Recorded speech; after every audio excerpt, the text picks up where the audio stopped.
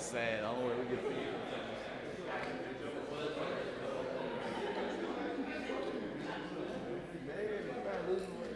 Gain a little bit, lose a little bit. You doing all right? I was nothing. Well, I had a good day, so BCD had I'll be ready for tomorrow at about 8:45. But I never have to go down to the. You good?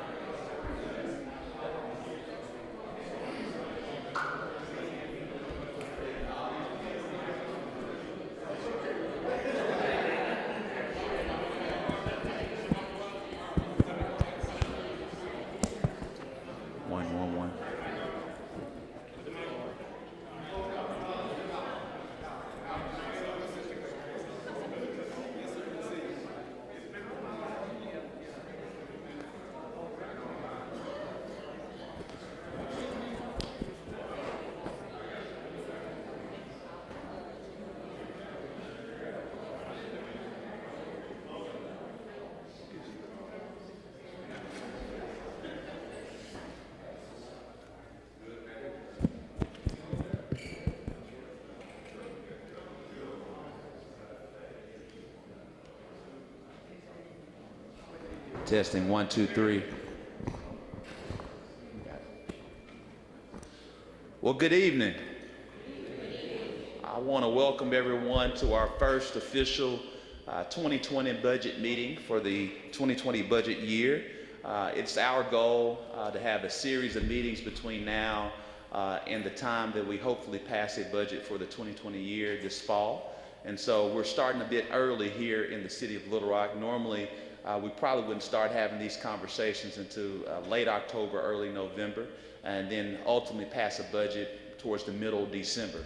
But we firmly believe here in the city of Little Rock that our budget is a reflection of our priorities. And as we set priorities, we always want to make sure that the community is involved from the start of the process. And so this is an opportunity for the city of Little Rock, its residents, to have greater input and understanding of the city of Little Rock's budget for the 2020 year. Today we have with us our Chief Financial Officer, Sarah Linehan. Sarah's over here to the right. She'll come up here shortly. What she's going to do is kind of give a introduction of the budget process, the things that we all need to be aware of as we begin contemplating what we include inside the budget and how we make sure that we are chief stewards of your dollars to ultimately make certain that the city of Little Rock reaches its true and full potential. Then secondly, a part of that process, today we have our Chief People Officer, Stacy Witherell. She'll raise her hand. She'll come and help us all understand our healthcare insurance, a part of the city of Little Rock's budget, because that helps drive a large share of the other decisions that we have to make based off the funds that are available for the city to allot towards programming. So again, we're happy to have everyone here today. I want to also take this time to acknowledge the members of the City Board of Directors that are here with us today. I do see City Director Doris Wright, City Director Joan Adcock. I think those are the two that are here with us today, as well as our City Administrator, Bruce Moore. Bruce, will you raise your hand? I know everyone knows you.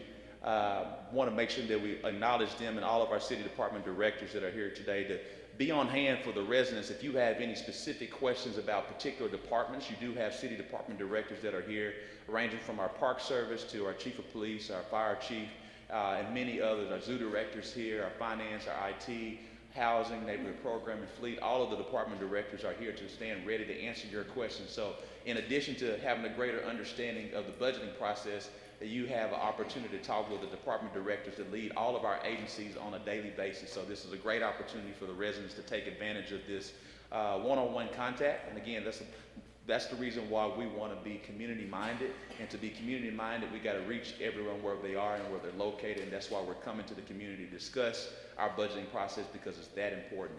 That being said, today is the first of a series of meetings. Our next meeting will be scheduled on October the 21st. These are our community meetings. Now, there have been a series of meetings that when we at the city board level have policy sessions, we've already had 3 or 4 policy sessions. Sarah Linehan will walk through those. So when you understand that we do meet on Tuesdays, it's also, if you're not able to make it to City Hall at 4 o'clock or 6 o'clock, depending on the Tuesday, always go online to littlerock.gov or follow us on Facebook and Twitter, and you'll be able to watch online and live streaming to have a greater understanding as well. So this is technically our 4th or 5th meeting about the budget. And so, but this is our first community meeting, but the community has been able to watch from online or actually at City Hall. And so from that standpoint, we'll now yield the floor to our Chief Financial Officer, Sarah Linehan. She'll go through the budgeting process. And again, our Chief People Officer, Stacy Witherell, will then share the healthcare update. Then we'll open the floor for questions. We hope to be here, go for a strong hour and 15 minutes. Or as long as people want to. We can be here all night as well.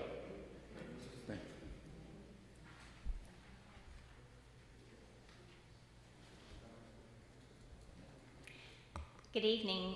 As the mayor said, I'd like to welcome you here. And if you didn't get an opportunity to sign in, if you'd like to sign in when you're leaving today and you have a question for follow-up, that'll make it easier for us to be able to reach you. So I am Sarah Linehan. I'm the finance director for the city. And what I'm going to go through is primarily about the process of how we go through our budget. We're still working on preliminary numbers, as we'll discuss as we go through, so I don't have a lot of hard dollars to share with you yet, but we'll talk about our process, and then, as the mayor said, as we get to the end of the presentation tonight, we'll be happy to take any questions or suggestions. So, let me see here. All right, first trick is figuring out how to get to the next slide. There we go. So, the executive administration, which is a combination of the mayor, the city manager, and the leadership of the city, has established these priorities for our 2020 budget. The first being quality of life, which encompasses a broad array of things, everything from parks and the zoo to clean neighborhoods to access to the things that we need to do every day. So that's a pretty broad category. Followed, and these aren't necessarily in order, these are all equally important themes here. So housing, again, going to our neighborhoods, to safe neighborhoods, to available housing, and to the condition of our housing stock. Public safety, which encompasses not only our police and our fire, but many of the community programs that we also have available for citizens. And again, all of these are so interrelated. Public safety can include, safe infrastructure, getting to work safely. Our housing, again, quality of life issues. Infrastructure, our streets, roads, drainage, buildings. Education, not only partnering with our school system, but early education for our preschool youth and other youth. And then economic development. So, in getting ready to set our 2020 budget, we're going to have a baseline that will start with the 2019 adopted budget that was then adjusted for the annualized impact of the June 4th, 2019 budget amendment. Shortly after the mayor took office, he and I had a lot of discussions about what all was included in the 2019 budget. And while the budget was balanced, meaning that the revenues matched the expenditures in the general fund, we did utilize some one-time sources of revenue or some temporary reductions in expenses that would not be ongoing for multiple years. So it was not sustainable long-term. So as the mayor and I discussed that, he quickly came to the conclusion that we needed to contemplate a budget amendment. And the first budget amendment for the year was adopted on June 4th. The mayor, and we'll go through some of that in future slides. The mayor had established a goal as well of trying to adopt the 2020 budget by the end of November, with public information and discussion sessions throughout the process. The end of November is a pretty aggressive goal, as the mayor just said, definitely by mid-December, but the goal, end of November. The board did hold an initial policy discussion regarding the concerns and desires for the budget on August 27th at their first policy meeting following the regular agenda meeting. And as the mayor said, the board meetings and the agenda meetings are live streamed. But for those of you that prefer to tune in on your cable access channel, you can do that as well. So we had a second discussion following the September 10th agenda meeting. At that time, I went through a lot of what you'll see in these slides, although I have updated them for some things that have taken place since that date. And then just about a week ago, we had a presentation on the various healthcare options for the city, and that was discussed during the policy meeting following the September 24th agenda. And Stacy Witherell, our HR director, will go through that with you in a moment. And then, as the mayor said, we'll continue to have ongoing budget discussions after each of the board's agenda meetings during their policy time. So when we start the budget process, the desire is to always balance our ongoing or recurring revenues with any ongoing or recurring expenses. Just like in a family's household, it's appropriate to use your savings or your retained earnings for one-time type of expenditures. If we want to, build a new building, or if we need to buy a fire truck, or things that aren't going to recur every single year. But you don't want to use non-recurring revenue for recurring expenses, or you quickly dig yourself into a hole. So we start with our revenue forecasting to figure out what we can afford to do on an ongoing basis. The Treasury Manager has reached out to our departments to gather projections and rate adjustments for our planning permits and fees, any charges for services at the parks or the zoos or any place that charges a fee. We work very closely with our utility service providers. About 14% of the city's budget comes from franchise fees generated from our utility services. So that comes on, the purpose of the fee is those utilities cut into the city's infrastructure. They cut into the streets or the right-of-way in order to run their electricity lines or gas lines or, landlines for telephones and that type of thing. And for the use of the city's right-of-way, they pay this franchise fee. And that fee is typically passed on to consumers. So we work very closely with the utilities to get information about their rate structure, what those franchise fees will be.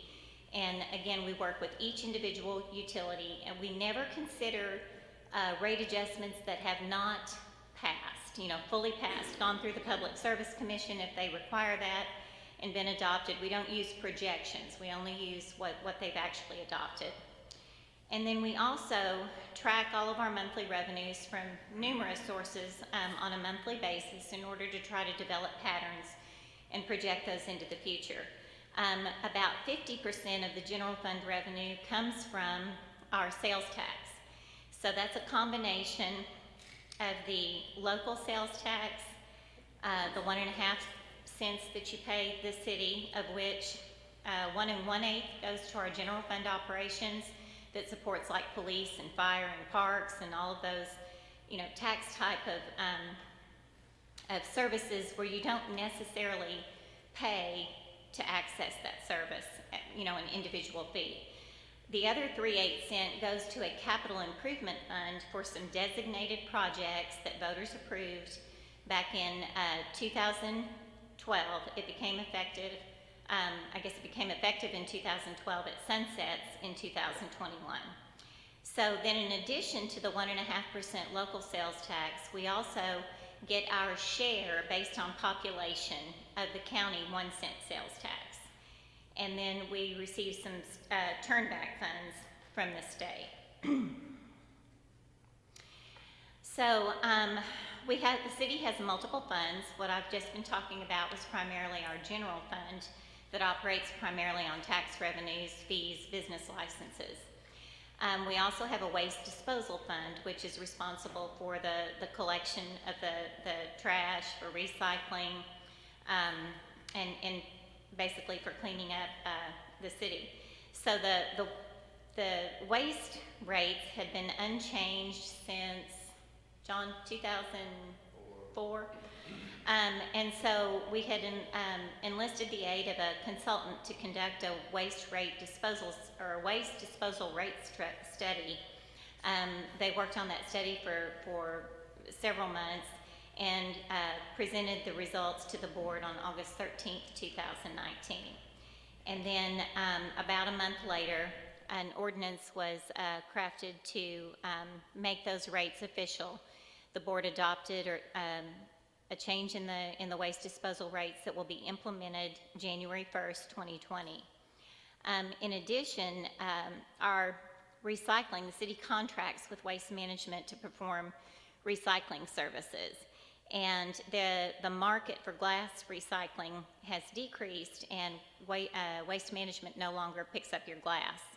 And so the city has put out a separate request for proposal for glass recycling, and that request for proposal closes on October 16th. So we'll get the results in, we'll see what they have to say, and the goal would be that if there's going to be a recycling program for glass implemented, that it would hopefully have the same time frame for implementation at around the first of the year. So once we get our revenues forecasted, we work on the expenditure side. Finance is reviewing payroll and benefits data from the various databases to form the basis for our personnel model. We look at all of the different employee groups, the different union groups, the different benefit structures, the different benefit plans that they're all in, We get rates for our pension plans from LOPFI that finances the police or that manages the police and fire retirement. APERS, which is the state plan, our judges and our court clerks are in that.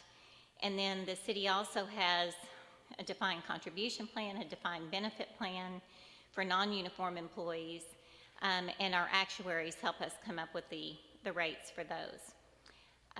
We also evaluate our health insurance options, and again, Stacy will go into great detail on that in a moment. The proposals for those options were presented to the Board of Directors at the September 24th agenda meeting and discussed. That's a huge expense associated with our personnel, and that's one of the factors that will be driving our budget discussions for 2020. In addition, we have other post-employment benefits, which is basically any kind of retirement benefit that's not a pension. So for example, if you have police or fire employees who retire before they reach age 65, they're allowed to participate in the city's health insurance plans. They pay a portion of that premium, but that's a primarily health-related benefits. We also have workers' comp, we have unemployment funding and other personnel-related costs, things like overtime and that kind of thing that we factor in. We try to consider all the benefits, the individual benefits that the employees participate in, so that we get a very accurate reflection of our personnel cost, because personnel is anywhere between 70-75% of the general fund budget. It's a very large portion. Government is a labor-intensive function. You've got police serving you, fire serving you, public works, working on your streets, filling your potholes, waste disposal, picking up your garbage. So it's a very labor-intensive function. So then we also have several what we call outside agencies, or they're also considered in some cases to be component units of the city. They provide services for the city, but they're not a part of the primary government. An example of that is our regional detention facility. They provide the jail services for the city. We have a contract with the jail. Our 2019 jail contract cost the city just under $2 million. The Pulaski County Jail has determined that the rates are not sufficient to maintain operations. So they requested that all of the cities in the in the county, that utilize the regional detention facility. They proposed a change in the plan that would charge you a fee for showing up, kind of a check-in fee, and then a daily fee for every night that you stay at the jail. The new fee structure was going to add potentially $2 to $2.5 million to the city's jail cost. So it was going to more than double that cost.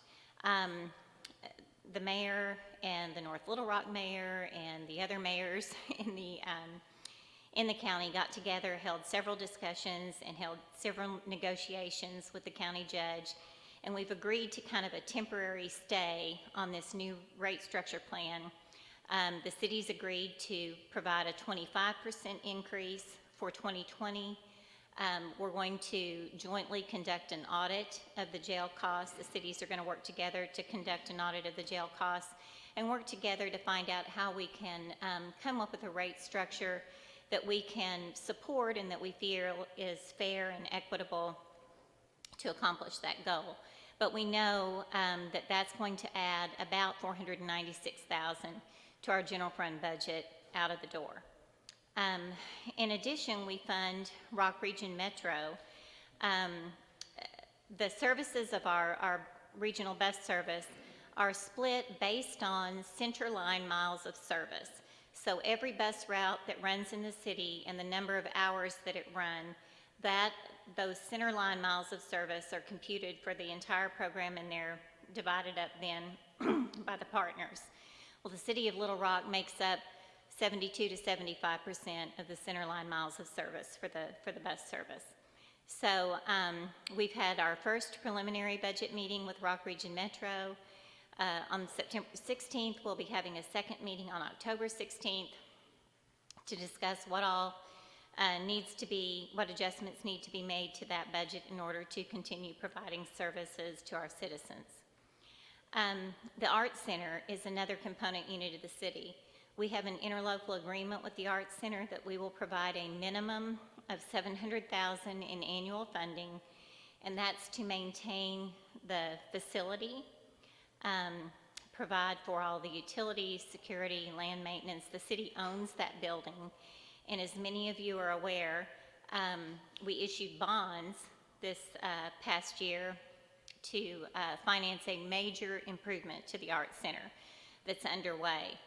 Well, there is a hotel tax that was added. It's a 2% hotel tax that supports that bond issue for the infrastructure of that Arts Center.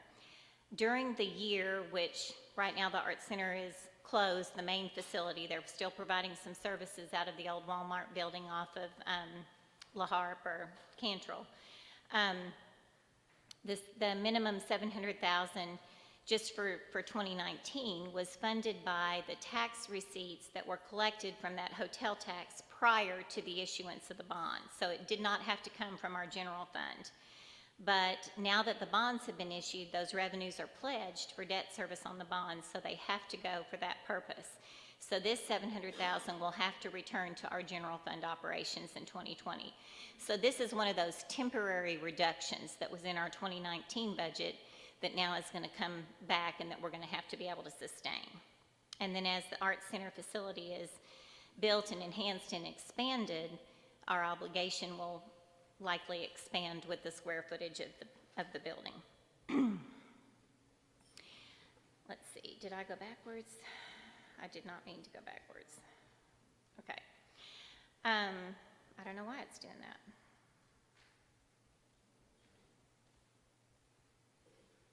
I don't know why it's doing that. I don't know why it's going backwards.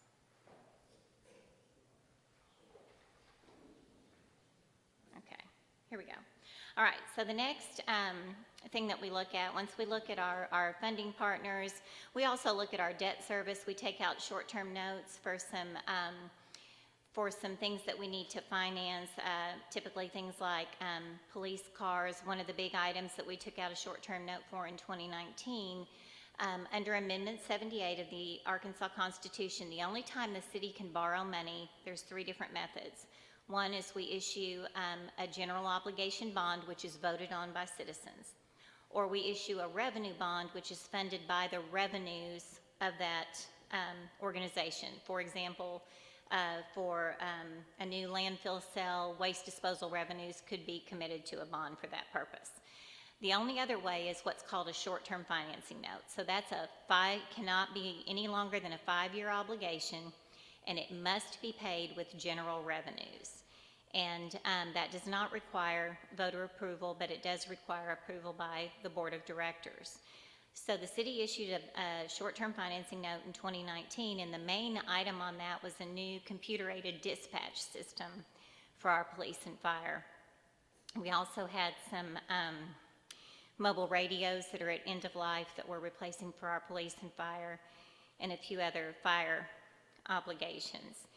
Those notes are typically paid in even increments over the subsequent 5 years and then retired at that time. We take bids to get the lowest interest rate available, and we always do not allow there to be any prepayment penalties. So if revenues are such that we want to retire those those short-term notes early, we can. So we look at the debt service in comparison to the previous year. And as I just mentioned with the note that we issued, we do anticipate that will increase next year. The mayor also, as he came in with his new administration, wanted to hire a consultant to come in and review all the various programs of the city, look at how they perform, if we're getting the best value for those programs, and that they're providing the type of services in an effective and an efficient manner that we intend. That is currently under review, so as those results come back, that will also help to guide some of the decisions we make in our 2020 budget.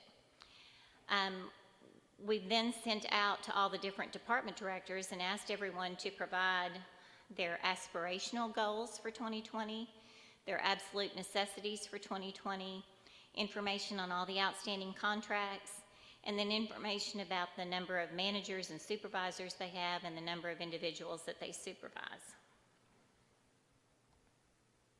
Let's see if I can keep going forward.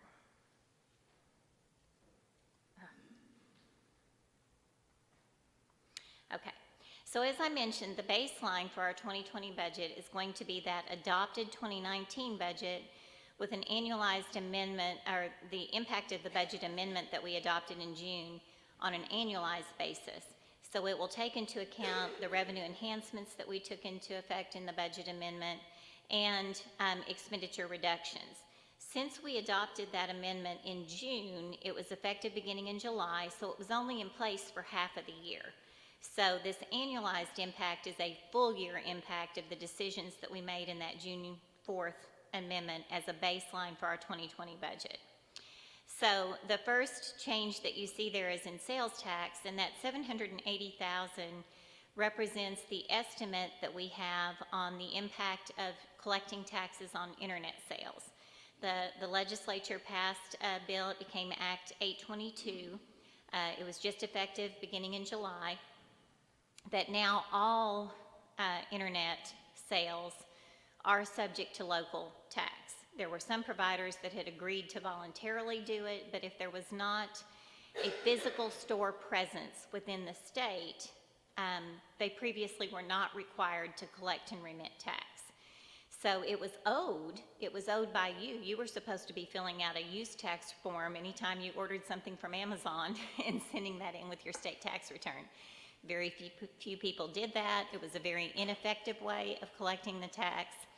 This is a fairness issue for our local businesses, and it's a huge issue for the city because it was eroding our revenue quite a bit. So the impact, and I believe it's a fairly conservative estimate, was $780,000. On charges for services, we did a couple of things there. The city was operating and managing 4 golf courses. Demand based on a golf study that we procured was that we did not have sufficient demand to be operating 4 golf courses. So the decision was made to reduce that to 2. So there's a reduction in revenue associated with those 2 golf courses, although many golfers simply moved to one of the open courses. We also, it's partially offset by an increase in revenues at our Jim Daly Fitness Center. There were some changes and some improvements made at the fitness center, and we're seeing the return on that investment now with increased revenues there. So the net revenue adjustments were about $504,000 on an annual basis. Then we went to our expenditures. So I'm not going to go through each of these line by line, but for the most part, what we did was we evaluated positions. For example, in general administration, we eliminated an administrative assistant, but most of the general administration reductions were associated with outside agency or contract related adjustments.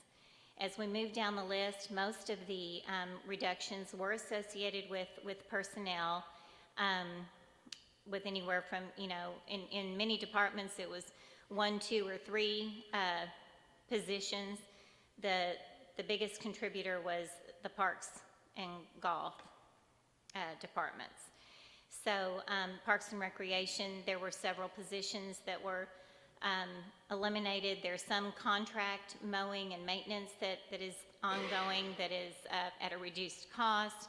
We were able to place a lot of those people whose positions were being eliminated in other positions in our street department or our waste disposal fund, or that were open and needed to be filled in other departments. The zoo had reduced beginning in November. They're going to close, is it 2 or 3 days a week? 2 days a week during the middle of the week at a time when attendance, just from November to the end of February, And that's a period that it's very cold, there isn't as much participation at the zoo. I think that people that do come to the zoo will still obviously have an opportunity the other 5 days a week. So this is a reduction in expenses associated with maintaining guest services and that type of thing during those 2 days. Fire department, I think, reduced a non-uniform position. Police had a couple of non-uniform administrative assistants. And then housing and neighborhood programs, we eliminated some neighborhood resource center coordinators and assigned coordinators to share time between a couple of community centers in order to reduce costs there. So at the end of the day, the annual increase in revenues was anticipated just from the amendment to be an increase of $504,000, offset by a reduction or added to a reduction in expenditures of $3,238,000, which gave us savings of $3,743,000. In addition to that, we reduced our transfers out, and so part of that was for some children, youth, and family programs, and another, our Cities of Service program. We reduced the annual funding, although there was carryover available in projects that had been previously set aside in order to continue a lot of those programs. So the net result was that we should, at ground zero, be starting with net income of $4,590,000 in order to absorb some of the known expenses that we have coming up. As I mentioned, the debt service, we know that's going to add probably about $1 million to our annual budget. We've got the $500,000 associated with the jail. We're going to have health insurance costs. We have normal personnel adjustments. So there are several additional expenses. We'll have a request from Rock Region Metro for their funding. So there will be the Arts Center, $700,000 that comes back to the general fund. So this $4.5 million will be put to good use and will reduce anyway the potential negative impact moving forward, hopefully with all recurring revenues. So our budget amendment, June 4th, was $2,274,000. The annualized projection of those savings, those decisions, is $4,590,000. And then in addition, we had, or $4,590,000, the funding that we had provided to operate and maintain the First Tee facility that the city owned. We only budgeted in 2019 the first quarter of expenses pending the outcome of the golf study. So normally our 2019 budget would have included another $360,000 that we will not have in our 2020 budget. So the overall adjustment is $4,950,000. The net savings of closing the 2 golf courses is about $642,000. So that's the reduced revenue and the reduced expenses net together. So we're going to continue. That's just an overview of the process. As I said, I don't have a lot of numbers to share yet. We're working on our revenue projections. We're working on our personnel model. We're plugging in all the known items that we have and gathering information from the departments on their needs. So we'll continue to put all those numbers together and then have discussions as we see where we stand when our revenues and expenses match up. This is our first public session that the mayor wanted us to have. We've got another one scheduled that will be October 21st at 6 o'clock at the Southwest Community Center. And then we'll set additional meetings as we have information to share and as they're needed. And as I mentioned, we will also be discussing these items with the Board of Directors at each agenda meeting, and those are televised and available for streaming. And then our aggressive target for adoption of the budget is on my husband's birthday, November 19th, so I hope that we're successful. And I'm going to now turn it over to Stacy, and then we'll open it up for questions after she shares with you information about our health insurance.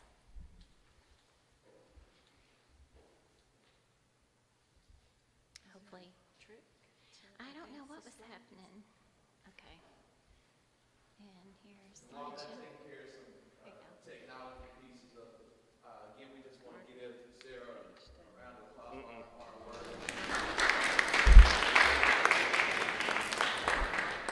So you all please be reminded about a lot of things that Sarah has shared. This next component, we're going to have Stacy will really discuss our healthcare. Healthcare plays a vital role and requires a large percentage of our budget because our most important process about our budget are our people and the people that wake up every day to serve, look like and serve you. And so Stacy, she has the pleasure of being our chief people officer, heading up all of our human resources. Part of that process, so we're glad to have her here to discuss kind of the state of healthcare for our healthcare insurance for our employees, and then again be a driving factor on the other dollars that are allotted to really focus on the priorities that Sarah's already laid out. And then once we're done with Stacy sharing that concept, we'll then open up the floor for questions. Stacy? Thank you. Good evening. And this is going to be a high-level review of just healthcare because I want you to all stay awake during this presentation so we can all drive home safely. And definitely, if you have any questions afterwards, I'd be happy to answer them or get the answer for you. And there are handouts in the back of the room if everyone got one. This is a copy of the report that was presented to the board of directors last week from our broker, Stevens Incorporated.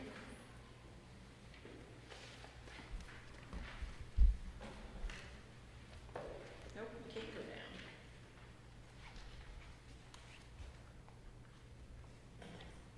Is it still a slideshow? Yes. Okay. The page down does not work. Yeah. Maybe not all of this up. All right, is this table of contents? No. Nope. We're on page 11. Am I back on page 1? No, let's see here. I that's- did. yeah. Try it. The arrows don't Here, come over. resume slideshow. I don't know why it's not doing it. Okay. Yeah, but it's not on slideshow, it's on the whole. You went All down. right, if you would just look at the handouts, This one. page 1, Still not. slide 2, health plan trends. The medical, medical inflation is running about 9% nationwide. So even without looking at your claims experience, most organizations are going to see at least a 9% increase. And then when you start looking at the claims data and you get your actuaries and your underwriters to look at your claims data to say, you know, we think that this is an organization that maybe had some outliers, maybe some things that were unexpected, like accidents or so forth. When you start looking at that, that's when you start seeing higher increases in your renewal, which the city experienced. So what Stevens did for us, they looked at fully insured products, which if you think about it, like when you write your check to your insurance company, you're fully insured because that company is going to pay for as many car accidents as you have for that year. Whether it's 1 or 10, it's going to pay for it. Now, when you look at number 3, if we're on slide 2, self-funded. Okay, can I do up and down? Okay, all right. Thank you. Self-funded is basically where you say, I'm going to absorb the risk, and instead of paying that premium to that insurance company, I'm just going to put it in my checking account, and if I have an accident, I'm going to use my own money to pay for it. And so that's the difference between a fully insured program or self-funded. It's really who is going to accept the risk, you or the insurance company. Okay. As you can see in that first bullet point, From a citizen's standpoint, it's good because the city paid less in premium than what the insurance company paid out in claims. So you can imagine they weren't very excited because they didn't cover their costs, and that resulted in our claim loss ratio of 110. We did have several claimants that amounted to a large amount of those claims expenses. And pharmacy, as you can imagine, is just an ongoing issue between every commercial that you see nowadays in prime time where people are trying to sell you those expensive designer drugs. And the city of Little Rock has its own issues with pharmacy claims being rather large. When we went to United Healthcare and asked them for our renewal, because they are our current provider, they quoted us a 26.5% increase. If we change platforms, which has kind of a different benefit scenario, they quoted us a 24% increase. And then upon further negotiation, they did drop that to 15%. But when you're looking at millions of dollars, you can imagine the 15%, although it sounds relatively low, the math shows it's actually very high. Stevens, they worked with us to release several requests for proposals for just the different parts of the self-insured program, in addition to the fully insured program as well. So first, looking at the fully insured options, and this slide, it's very hard to make out, but basically we're looking at maintaining the same amount of co-pays and co-insurance as our current plan. But when you look down at the bottom number in the second column, if you can make that out, that comes to $13,874,570. And that's what we're currently paying between the city and what the employees are paying in. The city is generous enough that we currently have employee coverage at zero cost to the employee as long as they participate in our wellness programs. And then we make a contribution to dependent care. For employees that want to buy dependent care, they have to make up the difference for those. In addition, the city does offer additional plans besides the base plan. There is an additional cost to that, and the employee has to make that up. So when you're looking at that $13.8 million, approximately $11 million of that are premiums paid by the city, and then 2.8 of that is what the employee is making up. So when you go back to that 15% increase that we've gotten, multiplied by the 11 million, you're still looking at an increase of approximately $1.6 million that the city would experience if this is the route that we end up going.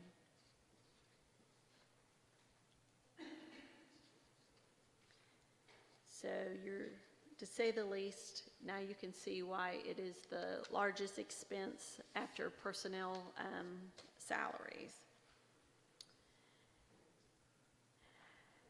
Moving forward to self-funded options, the city has researched self-funded options in the past.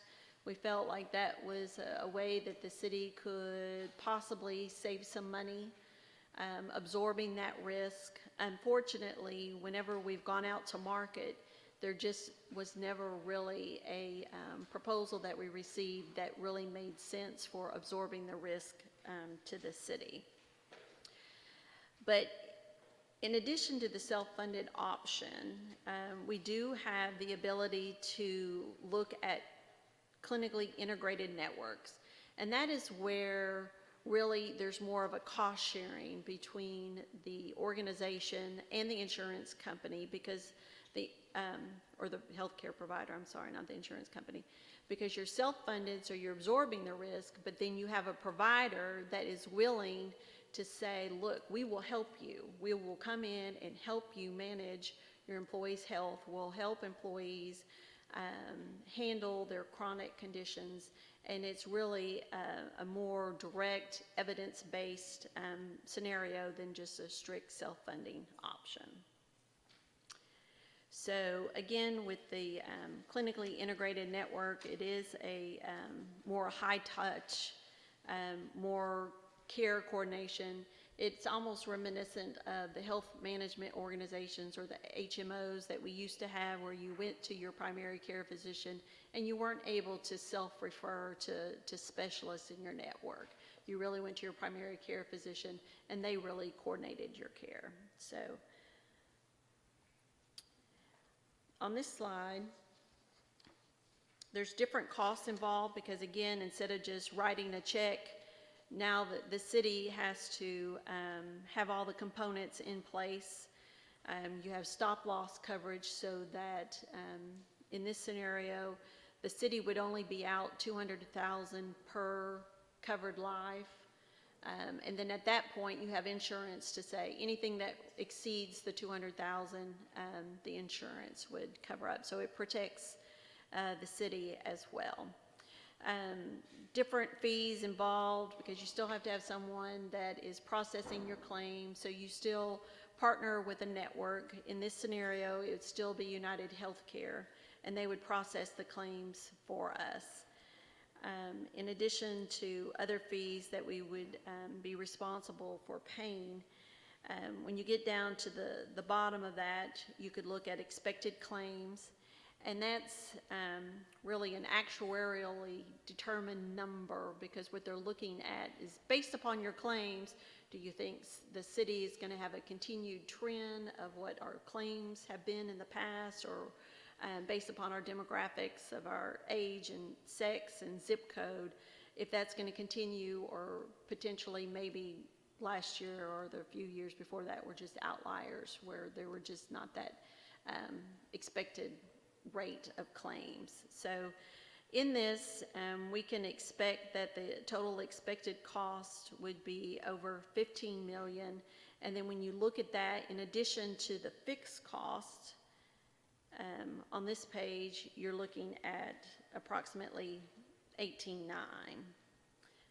And that is just based upon different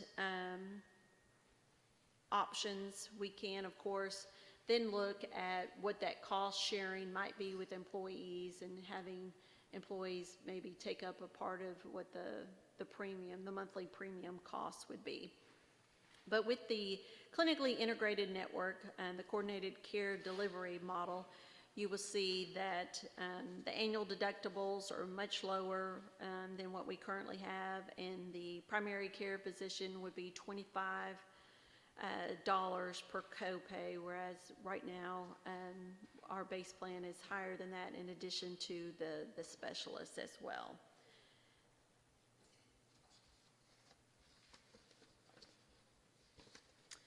And unless there's any other questions about insurance, hopefully that wasn't too high level. Hopefully it wasn't too much detail, but it is a very important component and a very expensive item in our budget, and that's why we are spending all the time that we need to make sure that we make the right decision. Thank you.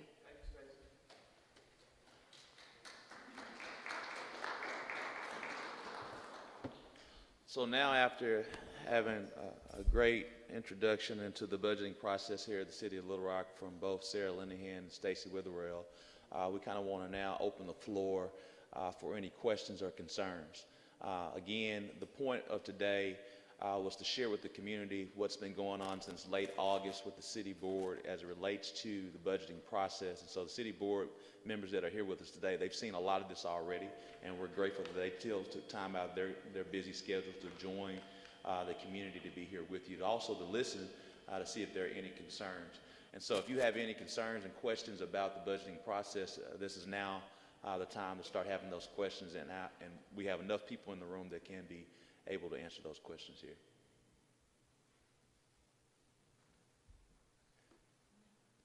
And please stand to the microphone if you have a question in the middle of the aisle.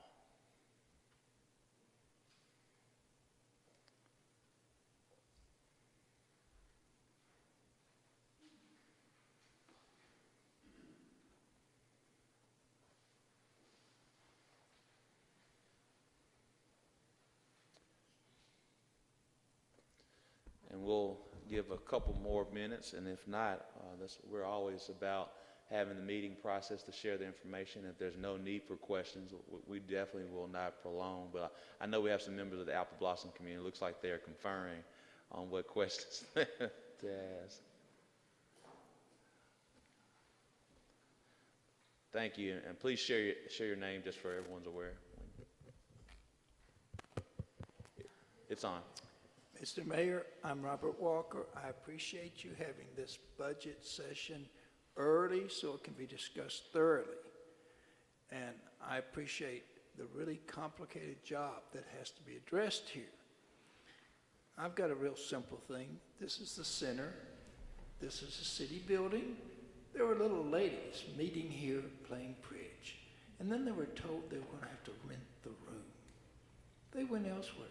They're not playing bridge here anymore. The city isn't, they're not getting the use of the building. And the city's not getting the revenue. So it was a loss.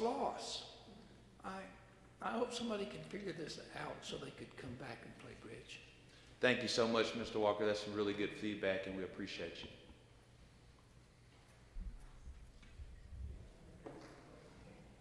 Mr. Wiley?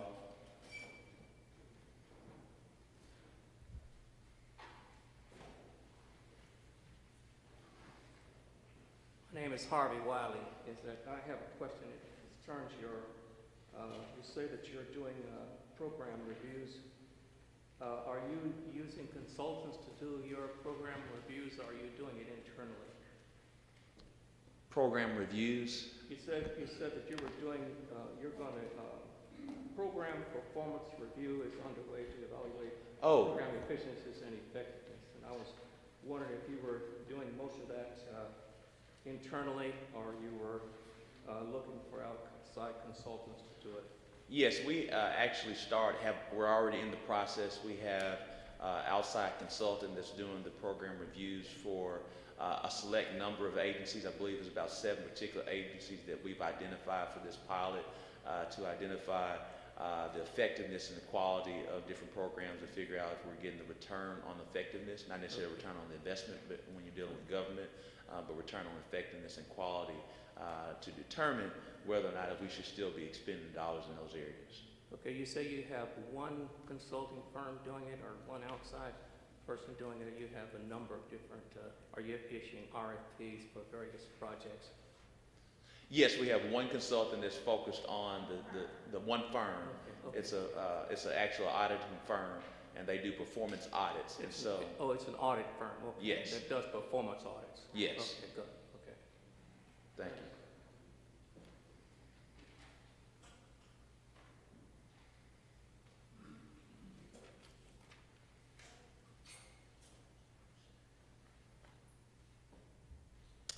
All right, seeing no other questions, again, the point of today's meeting was the one to come out to the community to share the budgeting process. Our next community meeting about the budgeting process is going to be October 21st. By that particular period of time, we'll have more hard dollars. Today was just to kind of educate you on the budgeting process, what exactly that Sarah Linehan and her team are doing, along with our department directors.